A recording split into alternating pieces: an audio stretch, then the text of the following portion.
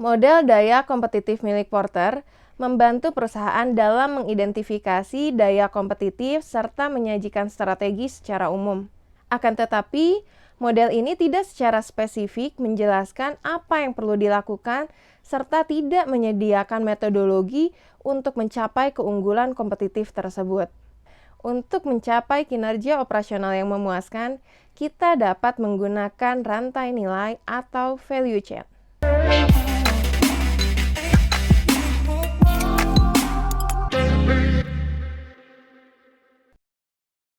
Value chain menekankan pada aktivitas spesifik pada organisasi bisnis di mana strategi kompetitif ini sebaiknya diaplikasikan dan sistem informasi ini sebaiknya ditempatkan di dalam organisasi untuk menimbulkan dampak strategis.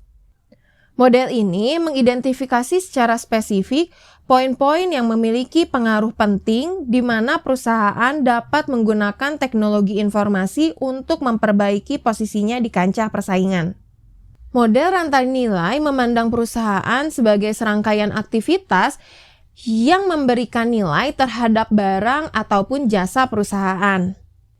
Kegiatan perusahaan ini terdiri atas design, produce, market, deliver, and support.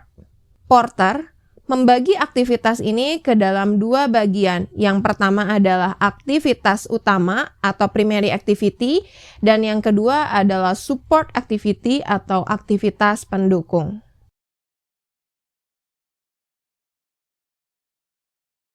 Aktivitas utama atau primary activity sebagian besar berhubungan dengan produksi serta distribusi produk atau jasa yang dihasilkan perusahaan yang menciptakan nilai bagi pelanggan. Aktivitas utama ini dibagi ke dalam 5 aktivitas. Yang pertama adalah outbound logistik atau kegiatan logistik keluar perusahaan, kemudian kegiatan operasional, kemudian penjualan dan pemasaran atau sales and marketing, kemudian selanjutnya adalah pelayanan, dan yang terakhir adalah inbound logistik. Kegiatan logistik keluar perusahaan merupakan aktivitas yang berhubungan dengan menyebarkan produk atau jasa kepada pelanggan. Kegiatan operasional merupakan kegiatan mengubah bahan mentah ke dalam bentuk barang jadi.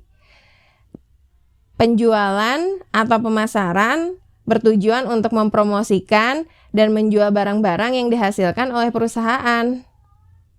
Pelayanan atau servis adalah aktivitas yang berhubungan dengan penyediaan layanan dan meningkatkan pemeliharaan produk seperti pelatihan, perbaikan, ataupun perawatan.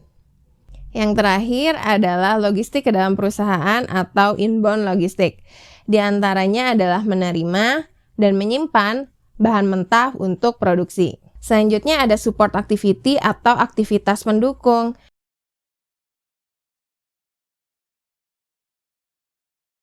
Aktivitas ini bertujuan untuk memungkinkan aktivitas utama ini berjalan dengan lancar. Menurut Porter, pada umumnya terdiri atas yang pertama adalah infrastruktur perusahaan. Aktivitas yang terkait dengan biaya serta aset yang berhubungan dengan manajemen umum, accounting dan keuangan, keamanan, dan keselamatan sistem informasi serta fungsi-fungsi lainnya. Selanjutnya adalah manajemen sumber daya manusia atau human resource management.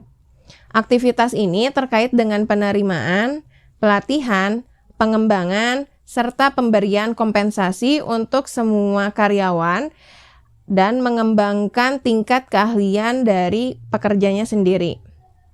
Selanjutnya adalah pengembangan teknologi atau teknologi development. Pengembangan teknologi atau teknologi development ini berkaitan dengan biaya yang berhubungan dengan produk, kemudian perbaikan proses, perancangan, pengembangan, baik itu basis datanya, teknologinya, atau segala hal yang berkaitan dengan komputer. Yang terakhir adalah procurement atau pengadaan. Aktivitas ini berkaitan dengan bagaimana sumber daya ini diperoleh, serta fungsi pemilihan input yang digunakan dalam value chain organisasi. Sekarang kita bisa menanyakan setiap tahapan pada rantai nilai.